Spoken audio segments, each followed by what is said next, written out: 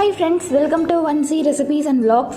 இது வரைக்கும் நீங்கள் நம்ம சேனலை சப்ஸ்கிரைப் பண்ணலை அப்படின்னா சப்ஸ்கிரைப் பண்ணிடுங்க. கூடவே பெல் ஐக்கானையும் கிளிக் பண்ணிடுங்க. இன்றைக்கி நம்மளோட சேனலில் ஒரு சூப்பரான ஈவினிங் டைம் ஸ்நாக் ரெசிபி பார்க்க போகிறோம். ஆனியன் சமோசா எப்படி செய்கிறதுன்னு இந்த வீடியோவில் நம்ம பார்த்து தெரிஞ்சுக்கலாம். இப்போது ரமதான் நோன்பு ஸ்டார்ட் ஆகிருக்கு. ஸோ உங்களுக்கு இந்த வீடியோ கண்டிப்பாக யூஸ்ஃபுல்லாக இருக்கும். இந்த ரெசிபி மேக்ஸிமம் 20 மினிட்ஸ்க்குள்ளே ரெடி பண்ணிடலாம். ரொம்ப ஈஸியான ரெசிபி. ப்ளஸ் இந்த வீடியோவில் நம்ம சமோசா சீட் எப்படி ப்ரிப்பேர் பண்ணுறது, அது எப்படி ஸ்டோர் பண்ணுறது அப்படிங்கிற வீடியோவும் இருக்குது. ஸோ இந்த வீடியோ மிஸ் பண்ணாமல் ஃபுல்லாக பாருங்கள், கண்டிப்பாக யூஸ்ஃபுல்லாக இருக்கும். ஒரு பவுலில் 1 கப் அளவு மைதா மாவு, 1 டீஸ்பூன் அளவு எண்ணெய், 1/2 டீஸ்பூன் அளவு உப்பு சேர்த்துட்டு நல்லா ட்ரையாக மிக்ஸ் பண்ணிடுங்க. அடுத்து கொஞ்சம் கொஞ்சமாக தண்ணி சேர்த்து நம்ம சப்பாத்தி மாவு பதத்துக்கு பிசைஞ்சு கொண்டு வந்துடுங்க. தண்ணி கொஞ்சம் அதிகமாக இருக்குது. ஸோ இந்த டைமில் 1 டேபிள் ஸ்பூன் அளவு மைதா மாவு எக்ஸ்ட்ரா ஆட் பண்ணி மறுபடியும் நல்லா மிக்ஸ் பண்ணிடலாம். அவ்வளோதான், சிம்பிள். இப்போ இந்த மாவை ஒரு 5 to 10 மினிட்ஸ் வரைக்கும் ஒரு ப்ரெஷர் கொடுத்து நல்லா மிக்ஸ் பண்ணிங்க அப்படின்னா அந்த மாவு நல்லா சாஃப்ட் ஆயிரும். அதுக்கடுத்து கொஞ்சமாக எண்ணெய் அப்ளை பண்ணி க்ளோஸ் பண்ணி ஒரு 20 நிமிஷம் ரெஸ்ட் விட்டுருங்க.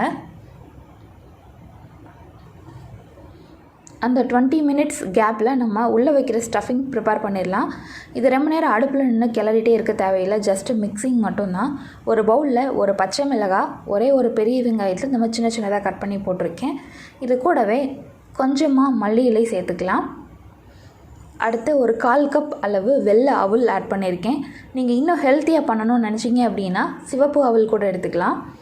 இப்போது மசாலா பவுடர்லாம் சேர்த்துக்க போகிறோம்.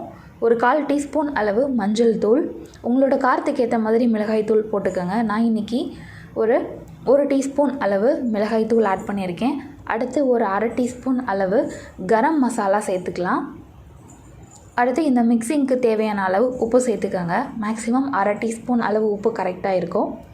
இப்போ உப்பு சேர்த்தாச்சு. உங்களுக்கு வேணும்னா லெமன் ஜூஸ் லைட்டாக ஃபியூ ட்ராப்ஸ் விட்டுக்கோங்க. அடுத்து இது எல்லாத்தையும் நல்லா மிக்ஸ் பண்ணணும். மிக்ஸ் பண்ணிவிட்டு ஒரு சைடு வச்சுருங்க. அவ்வளோதான், நம்மளோட ஸ்டஃபிங் ரெடி. ரொம்ப சிம்பிளான ஸ்டஃபிங் இது. இப்போ நம்ம வெங்காயம் இதெல்லாம் கட் பண்ண டைம் ப்ளஸ் அந்த மாவு ஊறின டைம் எல்லாமே பார்த்தீங்கன்னா 20 மினிட்ஸ் கிட்ட வந்திருக்கும். இப்போ நம்ம என்ன பண்ணிகிட்ருக்கோம் அப்படின்னா அந்த சமோசாவை ஒட்டுறதுக்காக மைதா பேஸ்ட் ரெடி பண்ணுறோம். 1 டேபிள் ஸ்பூன் அளவு மைதா மாவு, அதில் கொஞ்சமாக தண்ணி சேர்த்து இந்த மாதிரி லம்ப்ஸ் இல்லாமல் ஸ்பூன் வச்சு நல்லா மிக்ஸ் பண்ணிக்கோங்க. நல்லா திக்காக இருக்கணும், அப்போ தான் ஒட்டுறதுக்கு ஈஸியாக இருக்கும். ரொம்ப தண்ணியாக ஆகிடக்கூடாது.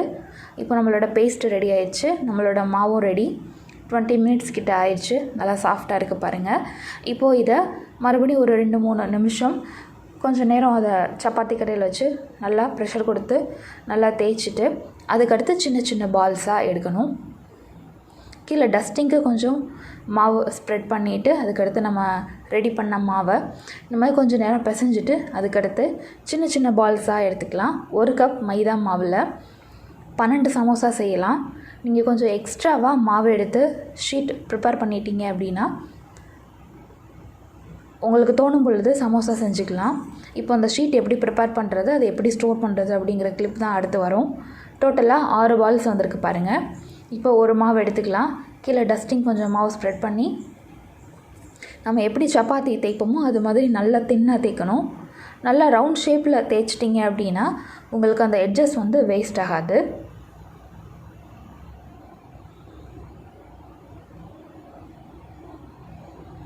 மைதா மாவில் பண்ணுறது ஹெல்த்தி இல்லைன்னு நினைக்கிறீங்க அப்படின்னா கோதுமை மாவில் கூட பண்ணலாம், அதுவுமே ரொம்பவே நல்லாயிருக்கும்.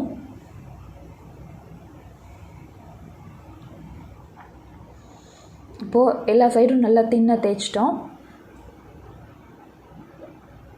ஒரே மாதிரி ஈக்குவலாக இருக்கணும் அந்த எல்லா சைட்ஸும். ஒரு சைடு நல்லா குண்டா, ஒரு சைடு ஒல்லியாக, அந்த மாதிரி இல்லாமல் எல்லா சைட்ஸும் ஒரே மாதிரி இருக்கிற மாதிரி நல்லா தேய்ச்சிக்கோங்க. இப்போ நம்மளோட ரொட்டி ரெடி ஆயிடுச்சு. சைட் பை சைட் தோசைக்கல்லையும் ஹீட் பண்ணிக்கோங்க.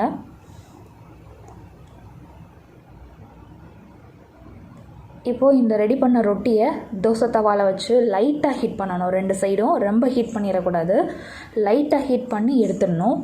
இந்த மாதிரி ஹீட் பண்ணி வைக்கிறனால நம்ம ஃப்ரிட்ஜில் ரொம்ப நாள் ஸ்டோர் பண்ணலாம். இந்த மாதிரி லைட்டாக ஹீட் ஆனால் போதும், லைட்டாக அந்த மாவில் ஹீட் ஒட்டுனா போதும். இப்போ இந்த மாதிரி வந்த பின்னாடி எடுத்துடுங்க. எடுத்துகிட்டு சைட்ஸை ஃபுல்லாக கட் பண்ணி ஈக்குவலாக இருக்கணும் சென்டரில் வர ஏரியா. இந்த மாதிரி சைட்ஸ் ஃபுல்லாக சூப்பராக கட் பண்ணிடுங்க. இந்த கட் பண்ண பீசஸை டைமண்ட் ஷேப்பில் கட் பண்ணி எண்ணெயில் ஃப்ரை பண்ணி சுகர் சிரப் ஆட் பண்ணி இல்லைன்னு மசாலா பவுடர் ஆட் பண்ணி அப்படியே சாப்பிட்லாம், ரொம்ப நல்லாயிருக்கும். இப்போ சென்டரில் ஒரு பார்ட் கிடச்சிச்சு பார்த்தீங்களா, அதை 2ஆக பிரிச்சுட்டிங்க அப்படின்னா 2 சமோசாக்கான ஷீட் ரெடி. இதே மாதிரி எல்லா மாவையும் தேய்ச்சி லைட்டாக ஹீட் பண்ணி இந்த மாதிரி கட் பண்ணி எடுத்தாச்சு. 12 ஷீட் வந்திருக்கு. இப்போது இதில் நமக்கு வேணுங்கிற அளவு சமோசா செஞ்சுட்டு ரிமைனிங் ஷீட்ஸை வந்து ஒரு ஏர்டைட் பாக்ஸ் அல்லது ஜிப்லாக் கவரில் போட்டு ஸ்டோர் பண்ணிக்கலாம் ஃப்ரிட்ஜில். இப்போ ஒரு ஷீட் எடுத்து இந்த மாதிரி கோன் மாதிரி மடித்து ஒரு எண்டை வந்து இந்த மாதிரி மைதா பேஸ்ட் வச்சு ஒட்டணும். அது எப்படி மடிக்கிறது அப்படிங்கிற கிளிப் வந்து நீங்கள் பார்த்துருப்பீங்க. கோன் மாதிரி நம்ம பொட்டுக்கடலை இதெல்லாம் கடையில் மடித்து தருவாங்க பார்த்தீங்களா, அந்த மாதிரி மடிக்கணும்.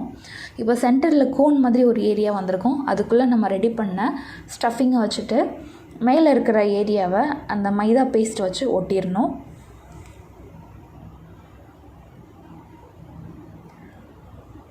இதை அப்படியே சீல் பண்ணிட்டோம் அப்படின்னா ட்ரையாங்கிள் ஷேப்பில் நமக்கு சமோசா கிடச்சிரும். இதே மாதிரி எல்லா சமோசாவும் ரெடி பண்ணிடுங்க. ரெடி பண்ணிகிட்ருக்க டைமில் எண்ணெயும் நல்லா ஹீட் பண்ணிக்கோங்க. நம்மளோட எல்லா சமோசாவும் ரெடி ஆயிடுச்சு. எண்ணெயும் நல்லா ஹீட் ஆகிட்டுருக்கு. இப்போ நம்ம ரெடி பண்ண சமோசா ஒன்றா அந்த எண்ணெயில் போட்டு ஃப்ரை பண்ணி எடுக்க போகிறோம்.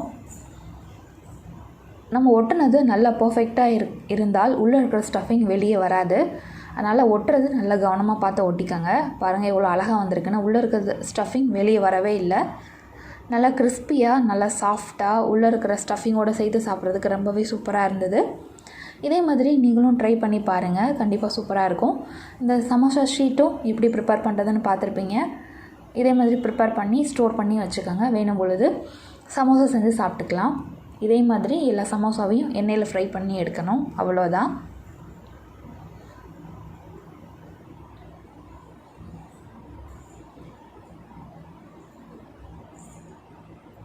சூப்பராக ரெடி ஆயிடுச்சு. சுவையான ஆனியன் சமோசா ரெடி. இந்த வீடியோ ஃபுல்லாக பார்த்துருப்பீங்கன்னு நினைக்கிறேன். இந்த வீடியோ உங்களுக்கு பிடிச்சிருந்தது அப்படின்னா இந்த வீடியோக்கு ஒரு லைக் கொடுங்க, எல்லாத்துக்கும் ஷேர் பண்ணுங்கள், மறக்காமல் நம்ம சேனலில் சப்ஸ்கிரைப் பண்ணுங்கள். இதே மாதிரி சூப்பர் வீடியோவோட நெக்ஸ்ட்டு நம்ம மீட் பண்ணலாம். தேங்க்யூ ஸோ மச் ஃபார் வாட்சிங்.